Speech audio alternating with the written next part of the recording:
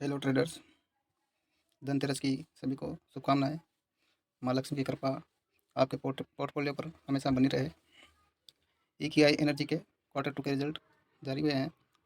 देखते हैं कैसा प्रदर्शन कर रही है कंपनी। कंपनी का प्राइस है 416 का, मार्केट कैप है 1145 करोड़ का। ये एक SME कंपनी थी जो फुल ट्रेडिंग कंपनी में कन्वर्ट हो गई है। सेल्स देखें तो सितंबर 2022 में 345 करोड़ का सेल्स था, जो सितंबर 2023 में 77 करोड़ का रह गया है। इसमें 78% का डिप है। और क्वार्टर ऑन क्वार्टर देखें तो सेल्स थोड़ी सी बड़ी है, लगभग 15 करोड़ का सेल्स इसमें बढ़ा है। EBITDA देखें तो सितंबर 2022 में 66 करोड़ का था, जो इस बार माइनस में चला गया है 41, और इसमें 162% का डाउनफॉल है। नेट प्रॉफिट देखें तो सितंबर 2022 में 48 करोड़ का था, जो इस बार गिरकर 41 करोड़ का हो गया है। मीन्स 41 करोड़ लॉस में चली गई है। और ये भी 187% डाउन हुआ है year on year. Quarter on quarter देखें तो जून क्वार्टर में भी इसको 31 करोड़ का लॉस था, जो इस बार बढ़कर 41 करोड़ का हो गया है। EPS माइनस में जा रही है कंटिन्यू। पिछले क्वार्टर में -11 थी, इस बार -15 की हो गई है, तो इसमें भी डाउन है। डिटेल में देखें अपन क्वार्टरली रिजल्ट, तो पहले कंपनी की सेल्स बहुत अच्छी थी, 193 में 413, 443, 688। फिर धीरे धीरे यहाँ से मार्च 2022 से डाउनफॉल होना स्टार्ट हुआ। 475, 434, 345, 388, 91, 62, 77। पिछले सितंबर में 345 करोड़ की सेल्स थी, जो इस बार 77 करोड़ की रह गई है। पिछले जून में 62 की थी, वहाँ से थोड़ी सी बड़ी है 15 करोड़ के आसपास। कोई इतना मेजर इंप्रूवमेंट नहीं आया है।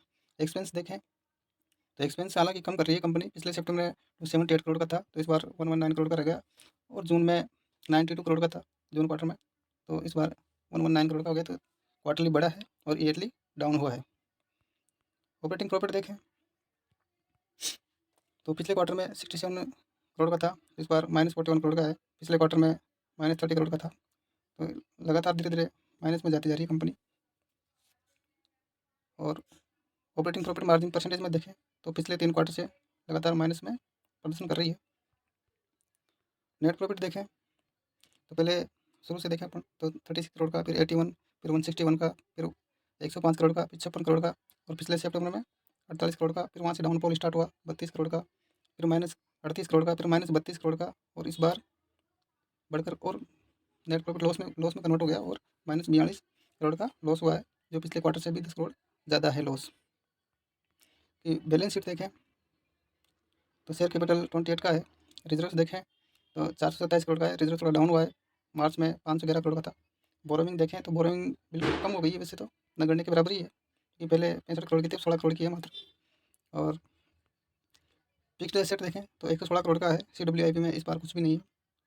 और एसेट क्वालिटी देखें तो पहले 881 करोड़ की थी, थोड़ी एसेट क्वालिटी ख़राब हुई है, 660 करोड़ का रहा है इस बार।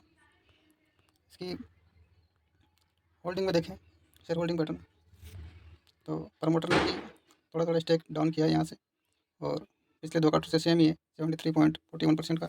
FI ने पूरा माल बेच दिया सारा कंटिन्यू, 0.23% है, और अभी तो 0.14% ही है।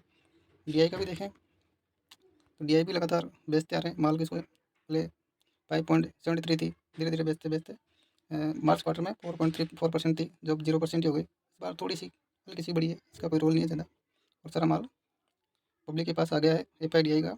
और पब्लिक की होल्डिंग पिछले क्वार्टर में 26.35% थी, जहाँ से बढ़कर 26.43% हो गई है। तो कंपनी की सेल्स बिल्कुल डाउन हो गई है, इसी वजह से कंपनी लॉस में जा रही है। एक टाइम पे 100 रुपये का शेयर था, तो 3000 तक पहुँच गया, अभी 400 पे चल रहा है। और बीच में आता है डाउनफॉल का टाइम, देखते हैं आगे अगर रिजल्ट में सुधार होगा तो फिर वापस तेज़ी पकड़ेगा शेयर। अगर आपको हमारी एनालिसिस अच्छी लग रही है तो लाइक और सब्सक्राइब ज़रूर करें वीडियो को। Thank you for watching.